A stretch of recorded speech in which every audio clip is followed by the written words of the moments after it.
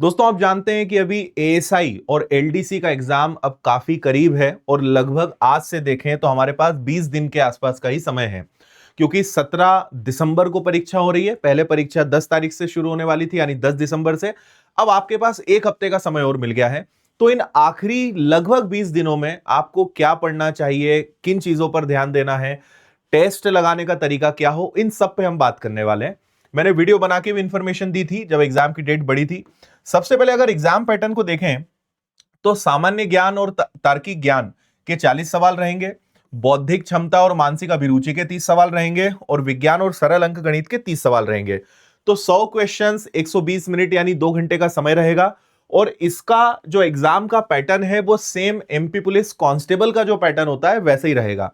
तो बहुत हद तक संभावना है कि जैसा पेपर वहां चल रहा है, जो सब्जेक्ट्स का सेक्शन वाइज डिवाइडेशन है, वो आपको यहां देखने को मिले।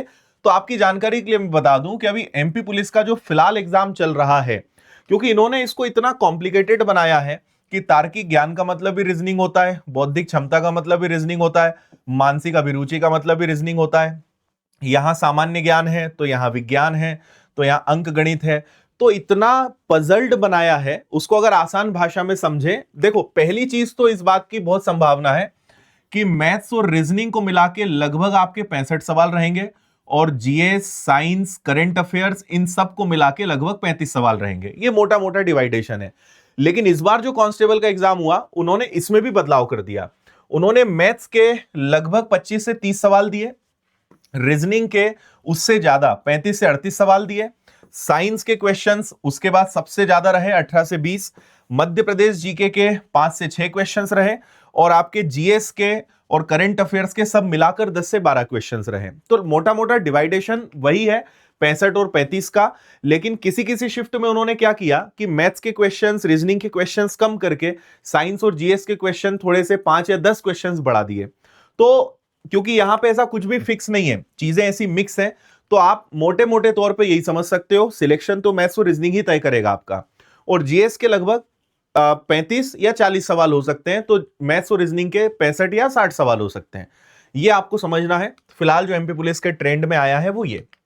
अब आते हैं कि आपको इन आखिरी दिनों में करना क्या है। देखो, चीजें मैंने बहुत सारी लिखी है, मैं आपको एक ही चीज सबसे ऊपर रखूंगा इस सब में कि आपको अब आगे 20 दिनों में, इन अगले 20 दिनों में, और मैं कहूंगा कि शायद आप जब इस वीडियो को देख रहे होंगे तब तक शायद 1-2 दिन और कम भी हो चुके होंगे, कुछ लोग तो शायद और 5-6 दिन बाद देखेंगे।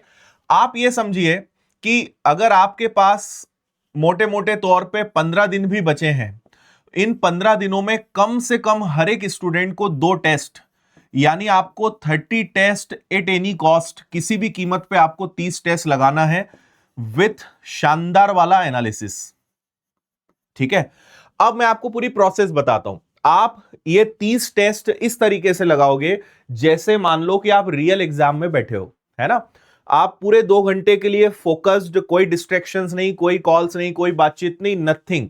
पूरा फोकस अपने टेस्ट पर जैसे रियल एग्जाम में बैठे हो।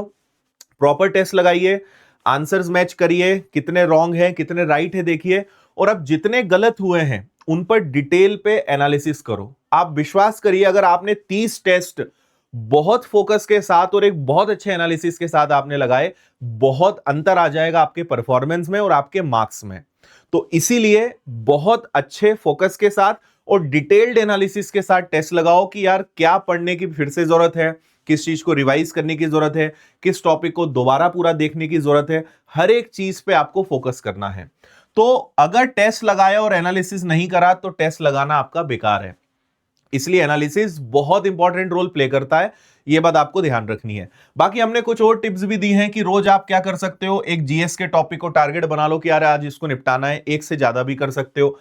आपका 20 दिनों में या 15 दिनों में यह भी टारगेट है कि मैक्सिमम चीजों का आपको रिवीजन भी करना है। आपको जीएस, साइंस, एमपीजी के ये ऐसे विषय हैं कि जितना बार बार इनको पढ़ोगे चीजें याद होंगी, क्योंकि फैक्ट्स हैं, डेटा है, चीजें याद नहीं रह पाती हैं। तो आप रिवीजन करोगे, चीजें याद होंगी। तो आपको डेली के रूटीन में यह भी ध्यान रखना है कि यार प्रैक्टिस तो करनी है अपनी जगह, लेकिन रिवीजन को भी इक्वल टाइम देना है। फिर एनालिसिस करोगे तो पता चलेगा कि किस चीज को रिवाइज करने की जरूरत है, किस चीज को दोबारा पढ़ना है, किस चीज का वीडियो देखना है। ये सब चीजें आपके एनालिसिस पर डिपेंड करेगी, उसके अकॉर्डिंग प्लान बनाना पड़ेगा, है ना। फिर आप जो 2 मैथ्स के टॉपिक्स हैं उनके कंसेप्ट थोड़े से रिवाइज कर लो। 1-2 टॉपिक रिवाइज करने में कोई टाइम नहीं लगेगा, 15 दिन में 30 टॉपिक आपके रिवाइज हो जाएंगे बिना किसी दिक्कत के।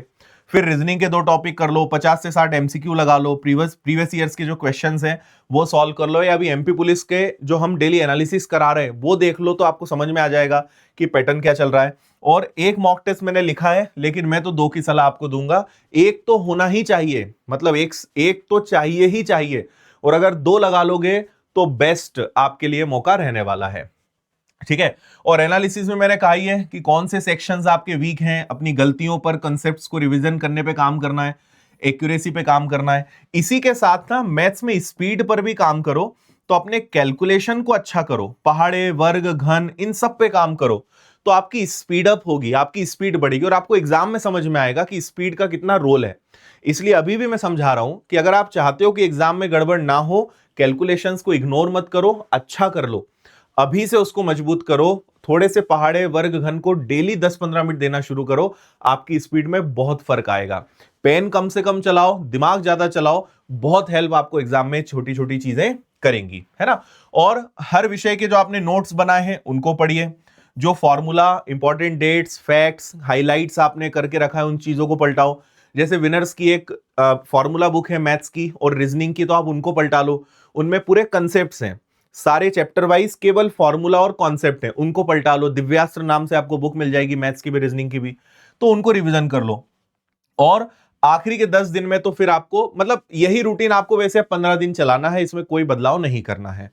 तो सिर्फ और सिर्फ अपना 100% आपको देना है प्रैक्टिस को, और उस प्रैक्टिस टेस्ट जो लगाओगे, एमसीक्यूज जो सॉल्व करोगे, उससे जो समझ में आएगा कि यार मुझे इस चीज पे काम करने की जरूरत है, उसके अकॉर्डिंग आप उन टॉपिक्स पर या उन सब्जेक्ट्स पर काम करोगे। तो जितना प्रैक्टिस करोगे उतने मार्क्स आपको हर 1-2 दिनों में बढ़ते हुए दिखेंगे। इसलिए प्रैक्टिस को इग्नोर नहीं करना है, और रिवीजन भी पुराना करते चलना है, तो सारी चीजों का बैलेंस बनेगा और आपको लगेगा कि हां अब हमारा परफॉर्मेंस अच्छा आ रहा है ना। तो फिलहाल यही स्ट्रेटेजी है जो आपके लिए बहुत अच्छी रहने वाली है। बाकी अपने ऊपर भरोसा रखिए। एग्जाम के पहले थोड़ा डर भी लगता है, थोड़ा नर्वसनेस भी हम फील करते हैं, हमें लगता है कि यार पता नहीं एग्जाम में चीजें याद रहेंगी कि नहीं, ये सबके साथ होता है। लेकिन अगर आपने अच्छे से मेहनत करी है, एग्जाम के पहले भले डर हो, लेकिन एग्जाम में सब चीजें बनती हैं, है ना। वो एक डर सबके साथ होता है, ह्यूमन साइकोलॉजी है। बट आपने अच्छे से मेहनत करी है, तो आपको भले अभी ना लग रहा हो, लेकिन एग्जाम में जब चीजें आपके सामने आएंगी, क्वेश्चंस आएंगे, आपसे बनेंगे। इसलिए खुद पे भरोसा रखिए, अपनी मेहनत पे भरोसा रखिए, ऊपर वाले को आप मानते हैं तो उनके ऊपर खूब भरोसा रखिए, और अपना सर्वश्रेष्ठ देकर आइए। सिंपल, सब कुछ अच्छा होगा, जो होता है अच्छे के लिए होता है, ये बात ध्यान रखिए, और जो होगा वो देखा जाएगा, है ना। ये 2 बातों के साथ आगे बढ़िए। तो practice, mock test, analysis, revision, इन्हीं सबसे आपको गुजरना है। बाकी विनर्स के ऐप पर कंप्लीट कोर्स है, आप वो भी ले सकते हो, टेस्ट सीरीज हैं, किताबें हैं, तो आपको रिवीजन, प्रैक्टिस कुछ भी करना है तो सब विनर्स की ऐप पर मिल जाएगा।